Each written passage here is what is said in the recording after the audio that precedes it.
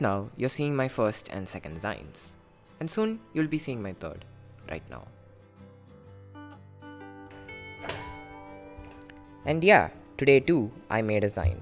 Actually, this is supposed to be my first because I drew this all out first, and I was like, quality control Monish entered and he was like, nah, this ain't looking good.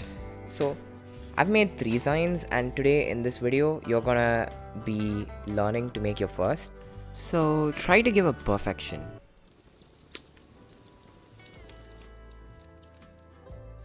Brother, as we learn, I would like to classify these skills that you're going to be needing into 2 broad categories. Precisely speaking, into technical and story specific skills. So there's a lot that comes under technical skills, but our fellow human race, they found a way to make really good stories even without it.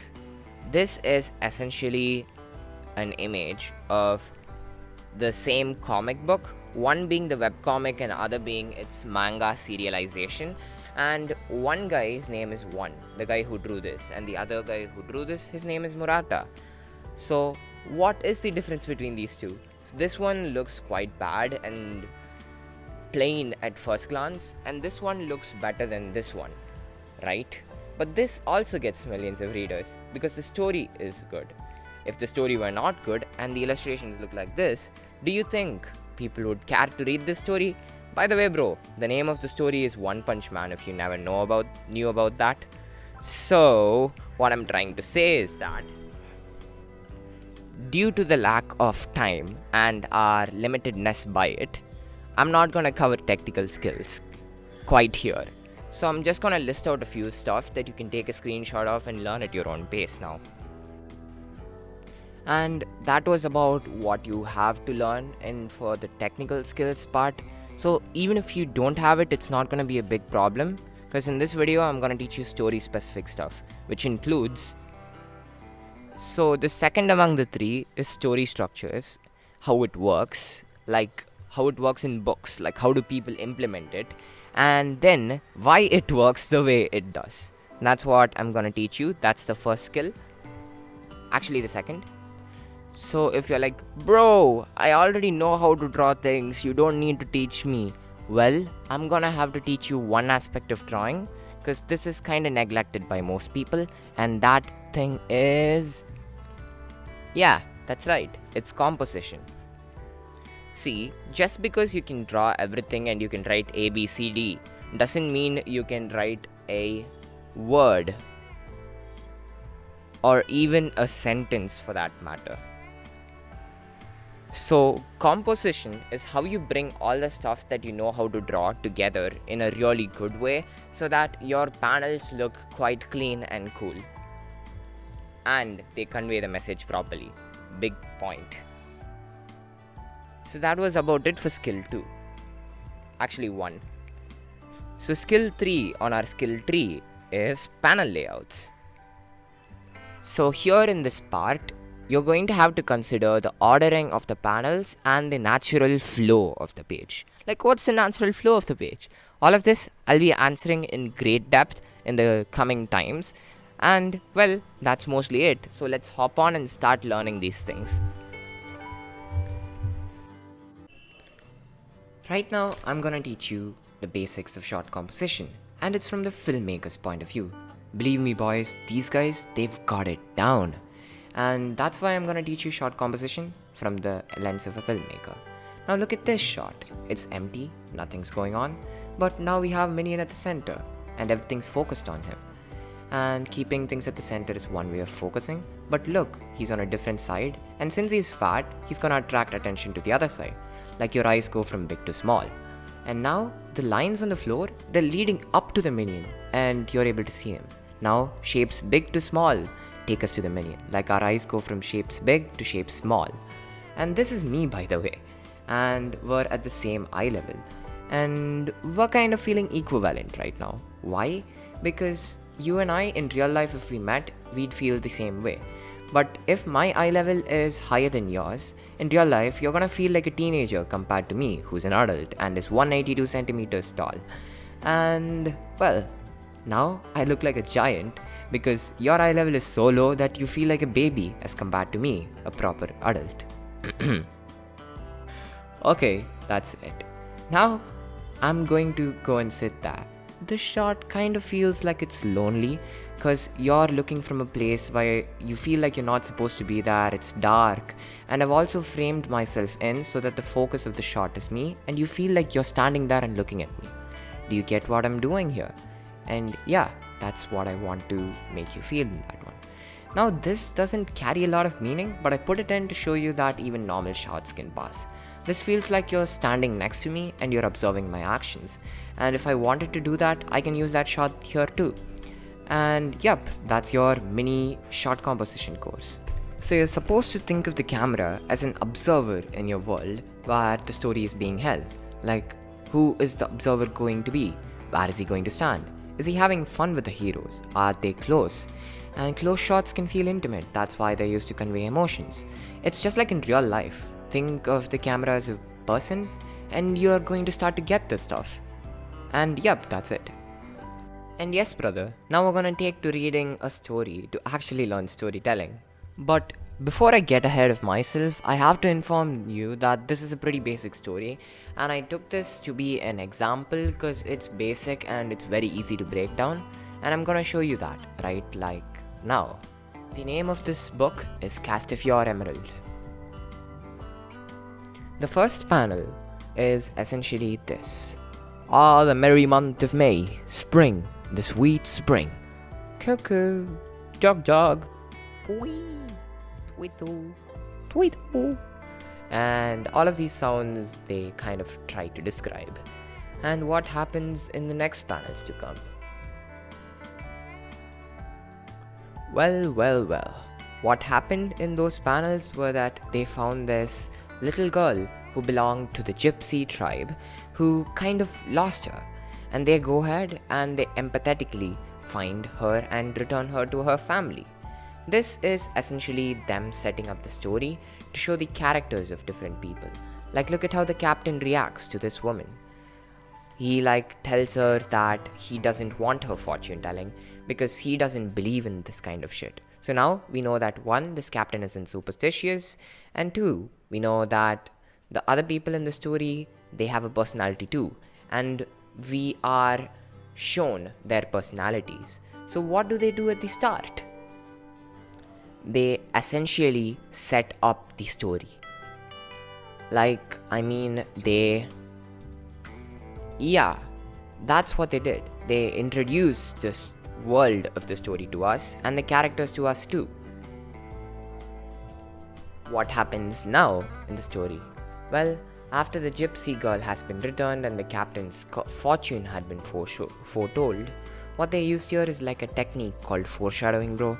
It's like they let us, the audience, know that something is coming, but they don't let the characters know it. And yeah, that's what happened there. And now what happens is, this butler guy, he comes down falling with news. And the news is not that great. It's that this woman called Melance Nightingale, Bianca Castafiore, that woman is coming to this guy's house. And he doesn't really like her. Not at all. So the man tries to kind of escape, and he gets false hope from Tintin after Tintin reads to him a letter which says that she'll be coming the day after. And what happens is, she sent the letter to say that she isn't coming the day after, but is coming here the day, which was the day he was in as of the moment. Oh shit, she's here. So she's like this, these people who are kind of not very weird, but they want to be empathetic in their own way, but it annoys people who are of the opposite personality types, not in a bad way necessarily.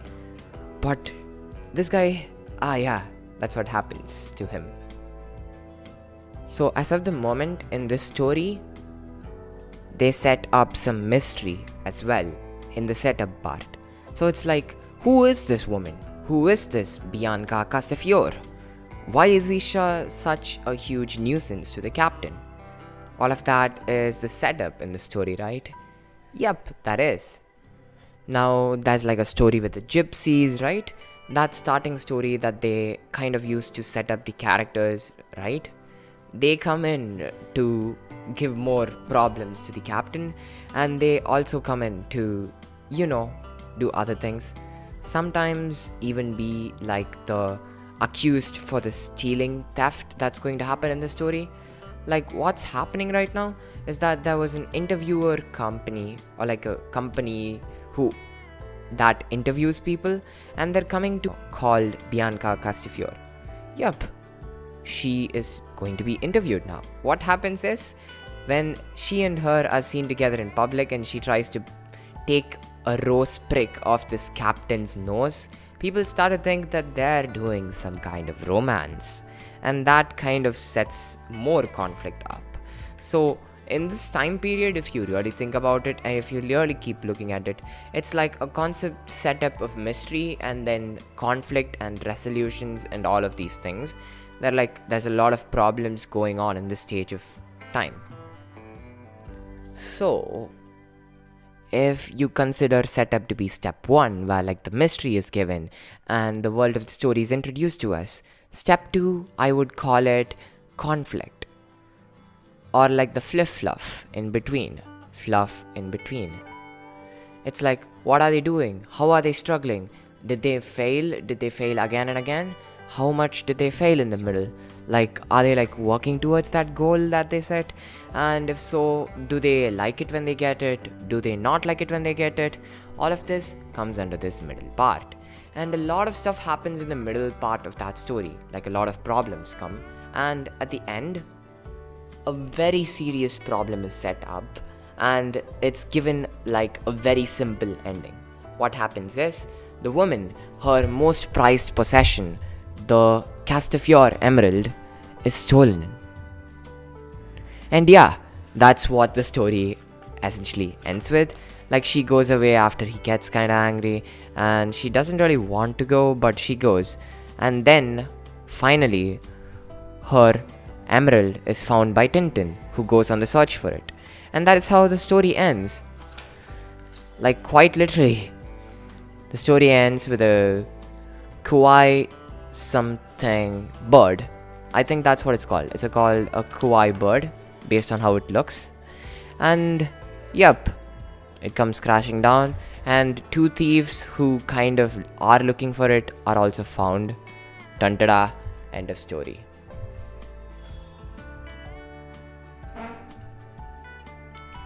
Okay, now part 3, resolution. What happened at the end? Tintin kind of found Esmeralda's emerald, right? And yep, the story ended with that. The real culprits were found. So what they did was they set up the story, they set up a few mysteries to come, and they created some conflict within the story, and they kind of resolved the conflicts, and then a huge conflict comes and they resolve that too. So that is what we call the 3-act structure, buddy. And yep, the next thing that I have to talk to you about is the natural curiosity system, because we can even go beyond this system. So right now, I want you to think of this caveman kid called Oren. He's like having a few face stripes. Let's just say he just has 2 face stripes till date. And what happens is, in his family, the elders kind of tell him a story about lions. And he is kind of like really scared of them, but he never has seen a lion. So he thinks it has a long nose, a short eye span, and a wide mouth. And when he looks at a lion, he doesn't know it's a lion. So he's like kind of empathetic to it, and he taps it on the head. And what happens is, his hand, it's violently bitten off by the lion.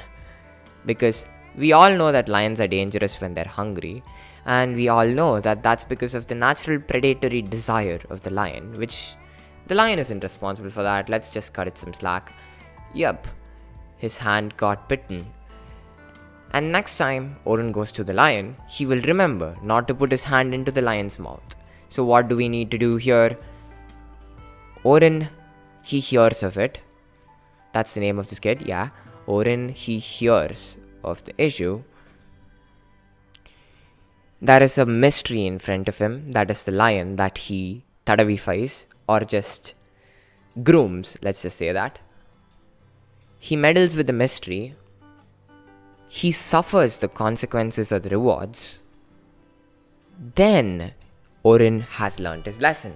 So what happens is, a mystery should be put in front of some people and you need to have them meddle with it. Like they need to try to sort through the order or the chaos on their own. And if they have been able to solve it, then they will be able to crack the whole code. And they suffer the whole consequences and they learn stuff. And that's the natural human curiosity system. You can add your own spin on this 3-act structure. And just remember, this isn't a rigid way. This is just a way of capturing a set of events. So what's a story, bro? Yeah, that's right. It's a set of freaking events. Dun-ta-da! So what happens is, each event can be called its own story, and a comic book can be like a cumulative collection of stories that are all part of a bigger story. So that can happen too. And yup, this part, storytelling, it can also be applied to other ventures than just making a zine. So keep that in mind too. This is very useful everywhere. But in our zine, it's best for us to use the basic 3-act structure for starters, and then we can start adding our own twist, okay? I've even taught you how to add it. You could just go ahead and do it. Experiment. Do whatever. And as we agreed earlier, 5 panels. So what you are seeing on screen right now is just my panel layout writing. I suggest that you take a look at 2 panels at once when you're making a composition. Why? It's cause although to you, one panel appears at one point of time, to the reader, 2 appear at one point of time. I have seen people like David Finch in the industry. No, not really, like his YouTube channel, and he does teach you that you need to write out every dialogue elaborately when you're making a script or so, but I don't really think that is necessary. You will overshoot it if you do it like this, panels 1 to 2, and then you write out your starting point in the story and what you want to appear in each page. Don't think about panel level stuff, think about page level stuff, and that will make your story more interesting. Yep, that is screenplay in disguise actually. If you write this out, your mind will have a more clear idea of what you want, and as a result, you'll end up with a better story. And a better paneled out story. Yep, that's it.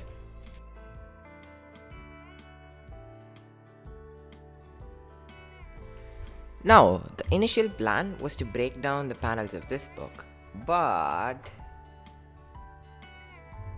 yeah, everything's so chaotic.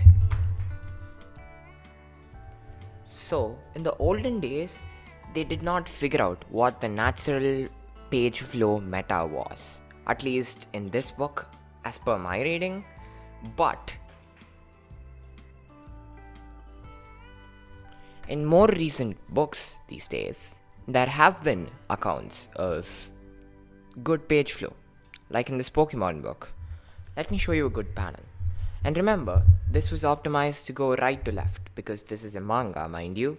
Now we're going to take a look at some of the good paneling that they've done here, and we're going to try and break down what they're doing.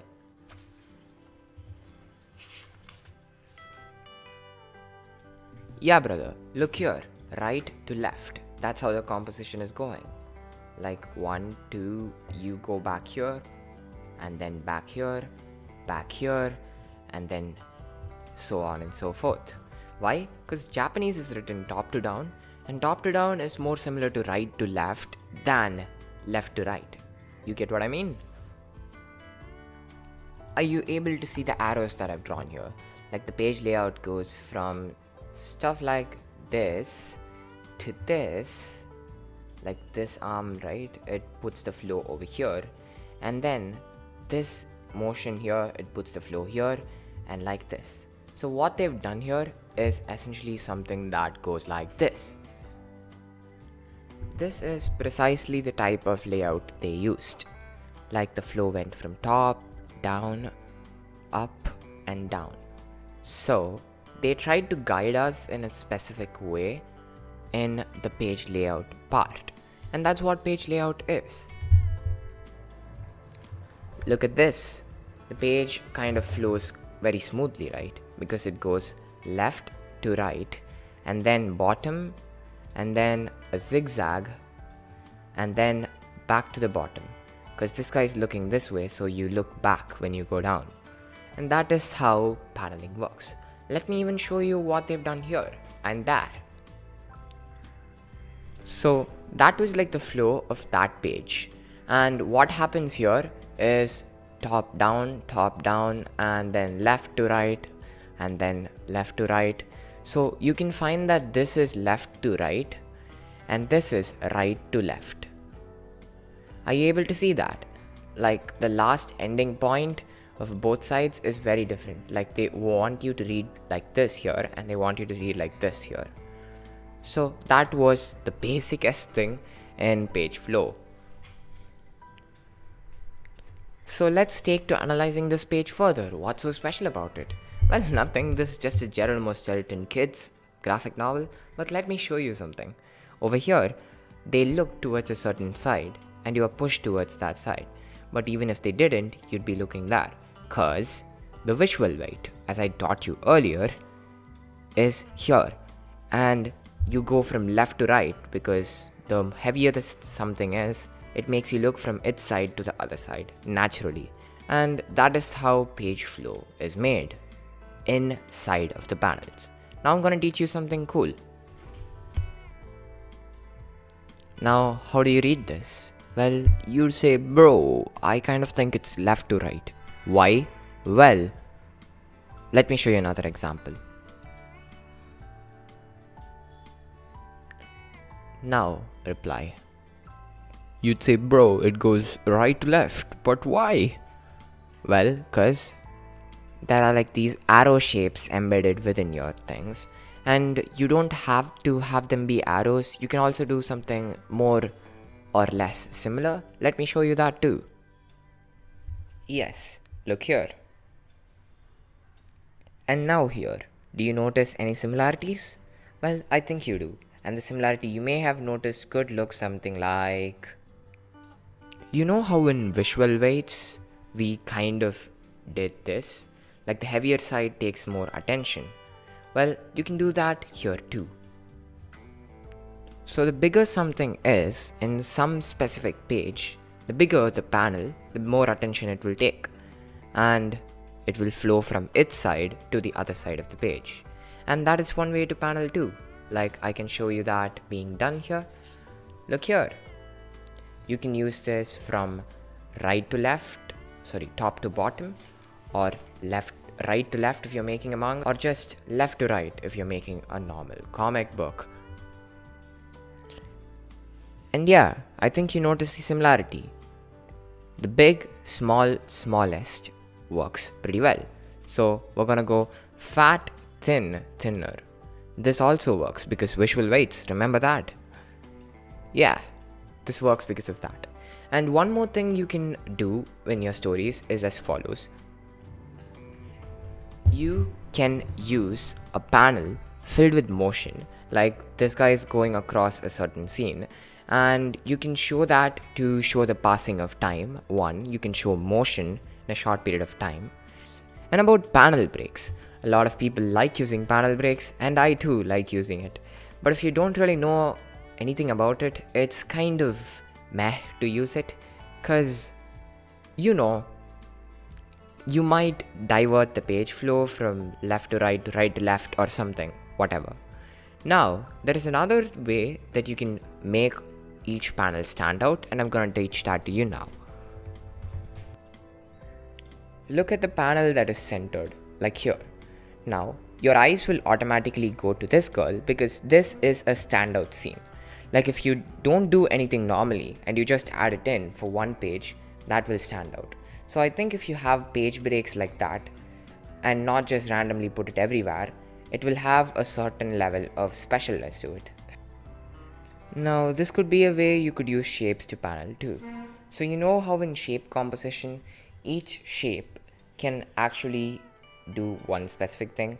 Like the circle, it doesn't have a specific focal point, and you can use many other shapes leading into a circle, right? So, this is one such example.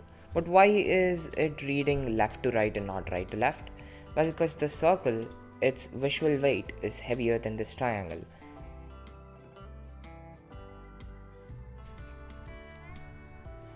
And all those who kind of skip to the last don't get this point of value, and I'm gonna give it to you if you stayed for that. Okay, right now you have to think about one thing. Does the reader know what is happening in the world? Well, absolutely not. So you can't just put in context and barge in and think, oh, this girl in this scene, she knows about that restaurant there just because she lives close to it. She may not know about it. So you have to have the context per character be unique to that character alone, and that will make the scene look more, I'd say, realistic. Like in real life, you can't do telepathy and read other people from a mile away, right?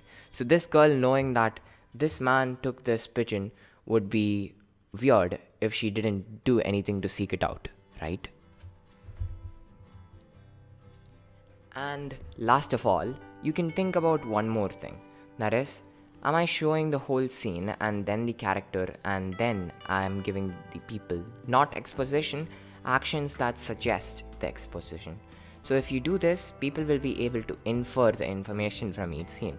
Like, look here, in the starting, she's in this place, and now she's zoomed in, and we know that she's looking at the sky and she just sleeps. We know that from this, she could be a carefree girl. And in the second scene, I set up the mystery. Like some random dude just goes and catches a bird. Like nobody does that. Like not seagulls, at the very least. And I think you're beginning to see my point. Your storytelling methods should align with what you made. That's what I mean. That's it. And yeah, bro, that was the last of what I had to offer, as I said earlier.